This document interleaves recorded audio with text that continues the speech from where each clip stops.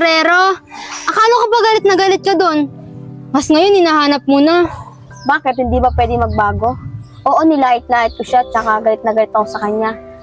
Pero ngayon, hindi na. Tsaka tama ka, ang cute niya. Tsaka ang bait din pala niya. Tama ka, Marie. Kung sino pa yung may maruming panlabas na kaanyuan, sila pa tong may mabuting kalooban. Tama. Uy, ayun na pala siya oh. Randy! Uy ko pala, Marie. Bakit? O paano ba yan? Rosemary, uuwi na ako ah. Cute, ikaw nang bahala kay Rosemary ah.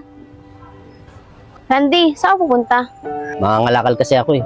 Kasi dito, ubos na yung kalakal. Eh dito sana ako pupunta. Baka dito, marami dito. Pwede ba akong sumama? Ano, Marie, sasama ka? Hindi pwede, Marie. Mainit dun. Saka mamaya, baka magdumi yung damit mo. Papagalitan ka pa ng mami mo. Saka hindi ka sanay sa gantong gawain eh.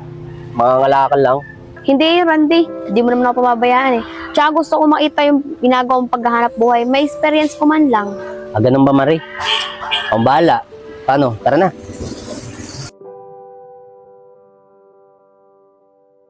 Tara, Marie. Marami dito. Oh, ito oh. Hindi, Marie. Ang ganito kasi, hindi nabibili to.